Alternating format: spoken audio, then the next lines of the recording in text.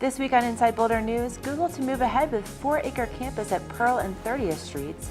New fire chief takes the helm, and hundreds of community members celebrate the groundbreaking of Boulder's new Jewish Community Center.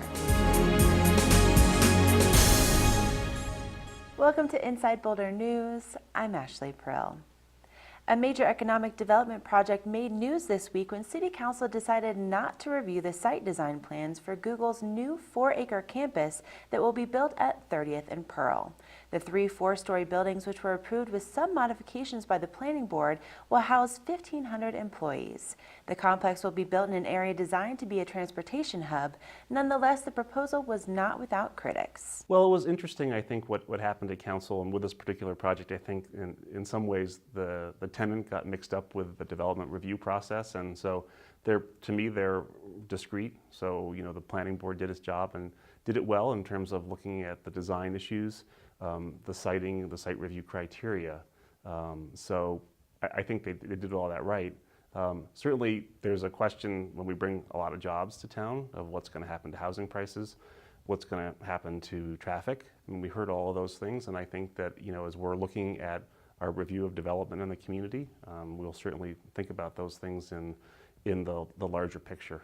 Council has pledged to consider the broader issues about density and in-commuting at upcoming sessions, including during its annual retreat in January. Well, I think we're seeing now in our community kind of a burst of development activity, and we had, I think for a long time, that was kind of suppressed from 2008 on, and so things are finally getting rolling again, so we're seeing a lot of it happen all at once. And we are certainly hearing from some members of our community that there are concerns. What does it mean about traffic? What does it mean about the cost of housing? What does it mean about congestion? What does it mean about the character of Boulder? And I think we hear that loud and clear, and that is certainly going to be one of the issues that we take up at our retreat. In the meantime, Plass says he is excited about what Google setting up a headquarters means for Boulder. I think it says a lot about our quality of life and about the talent pool, the people we have here in Boulder that they can hire. And so that's pretty exciting. And they're going to bring a lot of high-paying jobs to our community and add a lot of value, and I think they're going to be a great citizen of Boulder. Deputy Chief Michael Calderazzo has been named the new fire chief for the city of Boulder. Calderazzo, who has 22 years of firefighting experience, has been serving as interim chief since the retirement of Larry Donner in October.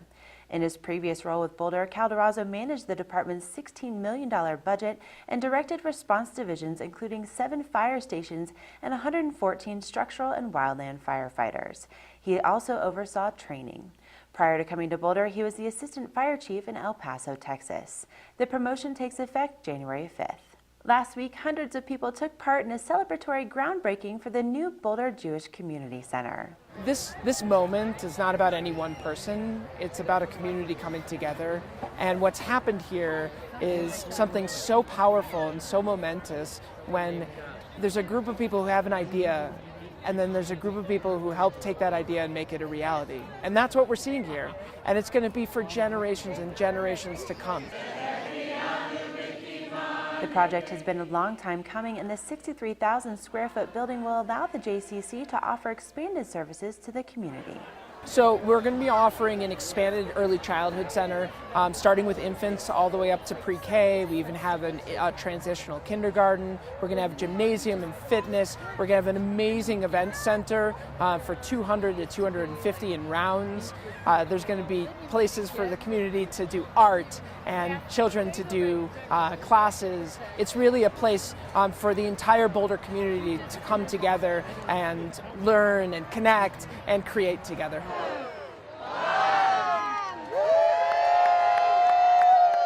The new Boulder Jewish Community Center will be located at Cherryvale and Arapahoe and is expected to be done by the end of 2015 or 2016. For more information, visit boulderjcc.org. Boulder's Small Business Development Center is looking forward to some exciting changes in the new year. Since 1994, the Small Business Development Center has worked with thousands of local businesses to help them start up and grow. Now it's time for the SBDC to do some growing of its own. Yeah, we're really excited. We're moving into the Boulder Public Library right here. We'll be housed at the main branch. We'll be in the branches, and we'll also be in other places in the community so that people will have complete access. The SBDC typically works with businesses that have 50 employees or less, but their services can accommodate anything from mom-and-pop shops to Main Street companies and science and technology companies. We provide one-on-one business consulting, which is at no cost to business owners. We have about 50 amazing consultants and mentors and some presenters that work with us. We do all kinds of workshops and programs very targeted to the different types of businesses that we work with. And then we're a connection to resources. So there are some great strategic partners in the area, and new in 2015, some of those resources will be business owners themselves that will be stepping in to help other businesses because they've been there, done that, and want to save other businesses from some of the pitfalls. The Small Business Development Center expects to make the move from the Boulder Chamber to the Boulder Public Library in January. The 2015 budget recently approved by Council included some funding to support the transition. For more information, visit bouldersbdc.com or call 303-442-1475.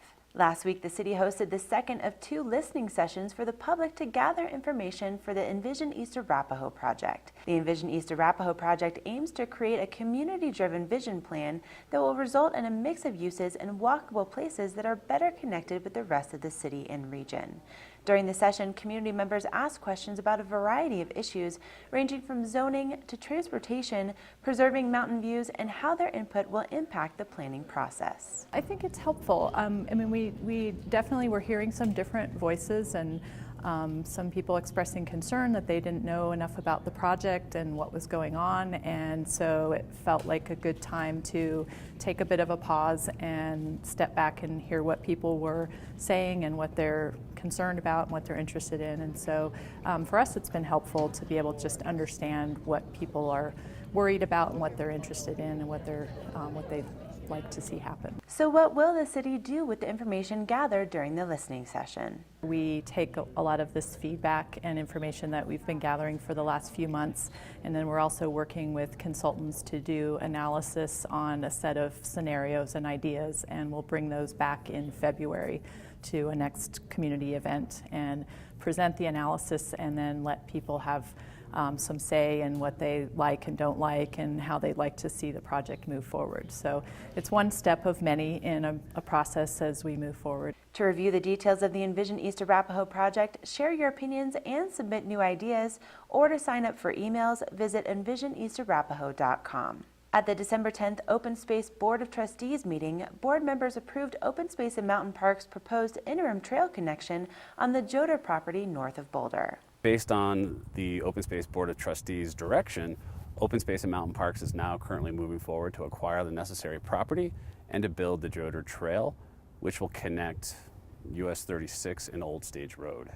The new trail will be open to equestrians, pedestrians, and bicyclists, and it will stretch for about 1.9 miles on the northern edge of the Joder property. Open Space and Mountain Park staff anticipates that the trail will be open this summer depending on the weather.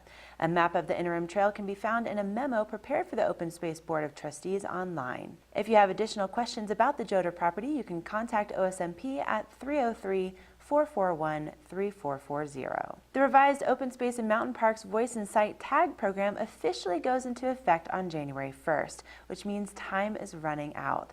The Voice and Sight Tag program allows dogs to be off-leash on designated trails if they display special participation tags and are under voice and sight control of their guardians at all times. Before you can register your dog for the new Blue 2015 tag, you'll need to complete the Voice and Sight education class and make sure your dog's rabies vaccination is up to date.